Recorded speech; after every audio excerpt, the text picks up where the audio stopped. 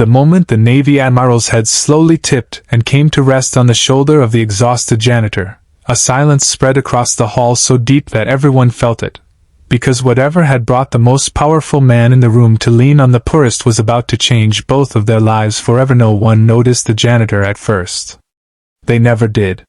He moved quietly along the marble floors of the Naval Academy auditorium, pushing his cleaning cart with practiced care, making sure no wheels squeaked, no bottles clinked. His name was Daniel Reed, a single father who had learned how to make himself invisible.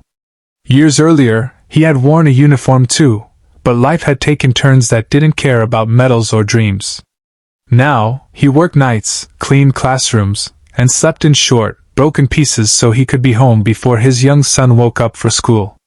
That evening, the auditorium was filled with officers, cadets, donors, and families gathered for a special address by Admiral William Hargreave, a legend in the Navy. Daniel had been told to clean only the back aisles and stay out of sight. He obeyed, as always.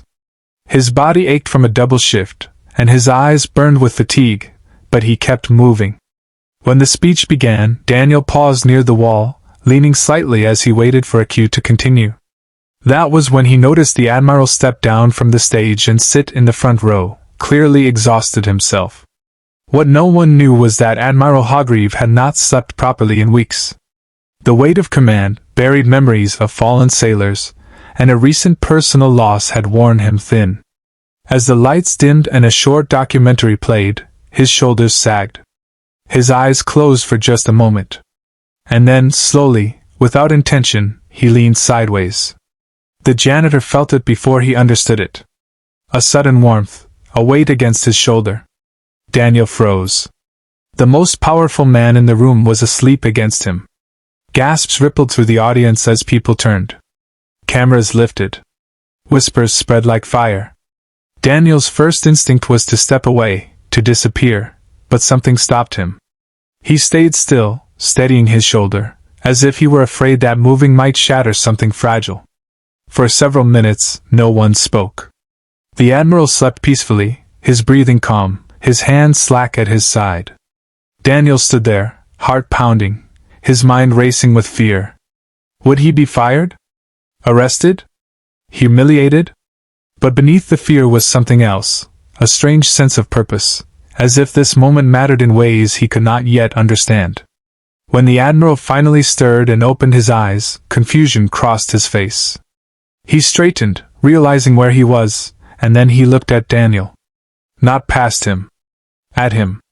Their eyes met, and the room waited for what would happen next.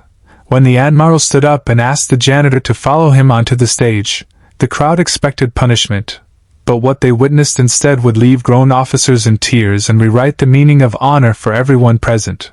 Admiral Hargreave rose slowly, adjusting his uniform, and turned to the audience. His voice, when he spoke, was steady but filled with emotion. He apologized for falling asleep, but then he did something no one expected. He thanked the janitor. He asked Daniel's name. When Daniel answered barely above a whisper, the Admiral placed a hand on his shoulder, the same shoulder that had supported him moments earlier. He asked Daniel why he was working so late. Daniel hesitated, then told the truth. He spoke of his son, of raising him alone after his wife passed away, of bills that never stopped coming, and of dreams he once had of serving longer, higher, before life intervened. The room grew quiet again, but this time it wasn't shock, it was recognition. Many in the room had worn the same uniform. Many had known loss. Few had ever spoken of it so openly. The Admiral invited Daniel onto the stage. Cameras rolled, but no one cared about headlines anymore. Admiral Hargreave shared his own story, how he had once been a young sailor who nearly quit, how a quiet act of kindness from a stranger had kept him going. He admitted that power and rank meant nothing without humanity, and that tonight, the janitor had reminded him what true strength looked like. What followed stunned everyone. The Admiral announced the creation of a scholarship fund in Daniel's late wife's name for children of single parents working behind the scenes at the Academy. He also offered Daniel a position in facilities leadership, with hours that allowed him to be home with his son. But more than that, he saluted him. A full, formal salute. Officers rose to their feet.